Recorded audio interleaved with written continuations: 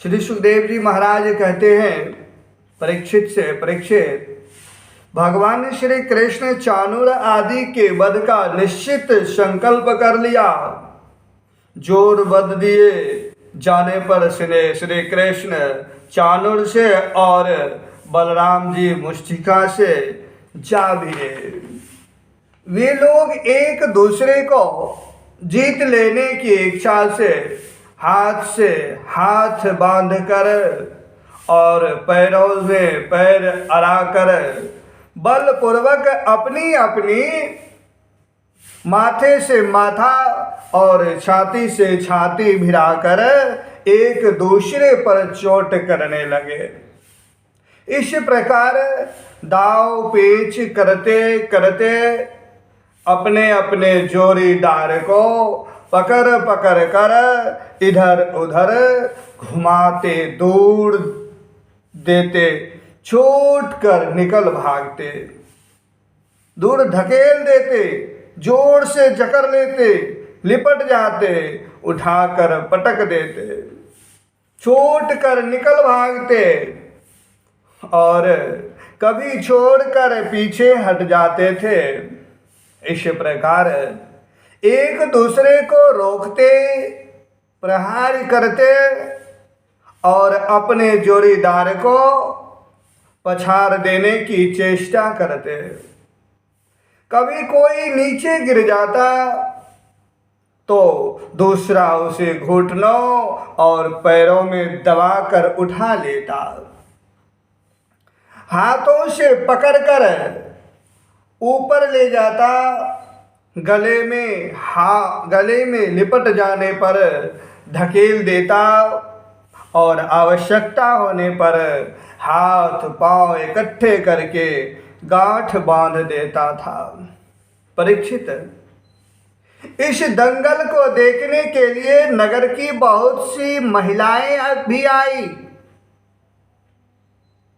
इस दंगल को देखने के लिए नगर से, ग्राम से बहुत सी महिलाएं भी आई हुई थी।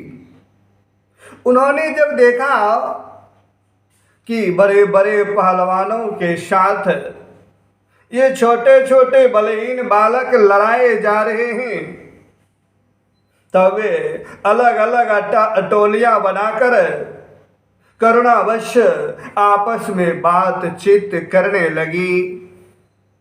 यहाँ राजा कंस के सभासद बड़ा अन्याय और अधर्म कर रहे हैं।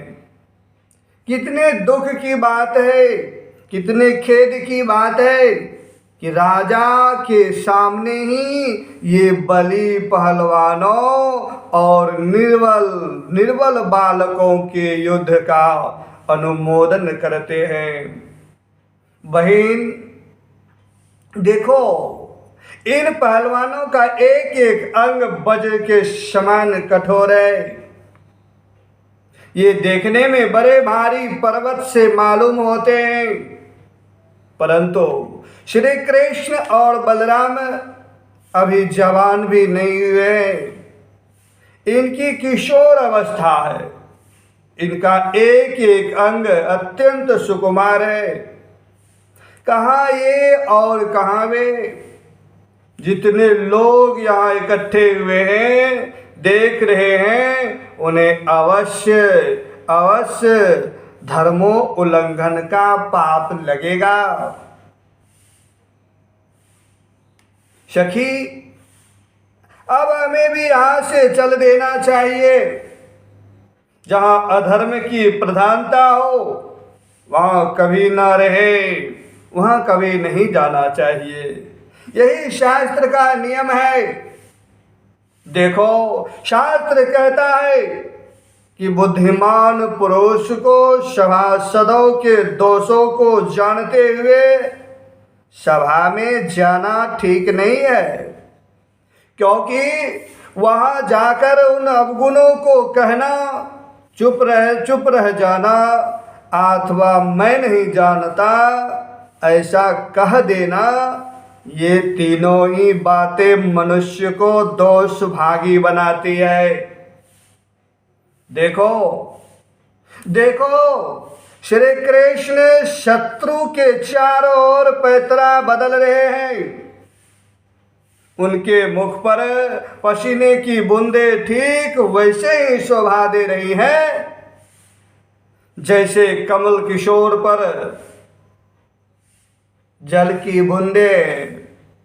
सखियों, क्या तुम नहीं देख रही हो कि बलराम जी का मुख मुष्टिक के प्रति क्रोध के कारण कुछ कुछ लाल लोचनों से युक्त हो रहा है, फिर भी हास्य का अनिरुद्ध आवेग कितना सुंदर लग रहा है।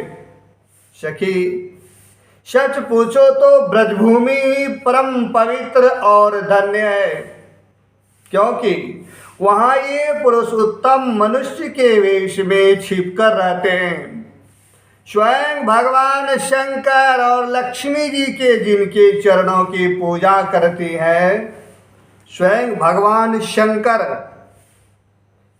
और लक्ष्मी जी जिनके चरणों की पूजा करती हैं, वे ही प्रभु वहाँ रंग बिरंगे जंगली पुष्पों की माला धारण कर लेते हैं तथा बलराम जी के साथ बांसुरी बजाते हैं, गौएं चराते हैं, तरह तरह के खेल खेलते हुए आनंद से विचरते हैं। सखी, पता नहीं गोपियों ने कौन सी तपस्या की है, कौन सी तपस्या की थी जो नेत्रों के दोनों से नित्य निरंतर इनकी रूप माधुरी का पान करती रहती है। इनका रूप क्या है? लावण्य का सार संसार में या उससे परे किसी भी रूप इनके रूप के समान नहीं है। फिर बढ़कर कहने की तो बात ही क्या है। सो भी किसी के संवारने सजाने से नहीं, गहने कपड़े से भी नहीं, बल्कि स्वयं सिद्ध है। इस रूप को देखते देखते तृप्त भी नहीं होती, क्योंकि यह प्रतिक्षण नया होता जाता है, नित्य नूतन है। समृद्ध यश, सौंदर्य और ऐश्वर्य इसी के आश्रित है सखियों, परंतु इसका दर्शन तो औरों के लिए बड़ा दुर्लभ है। वह तो गोपियों के ही भाग्य में बधा है, गोपियों के भाग्य में बधा है। सखी, ब्रज की गोपियां धन्य हैं। निरंतर श्री कृष्ण में ही चित लगा रहने के कारण प्रेम भरे हृदय से आंसुओं की धारा, आंसुओं के कारण गदगद कंठ से वे इन्हीं की लीलाओं का गान करती रहती हैं। वे दूध दुहते, दही मथते, धान कूटते, घर लीपते,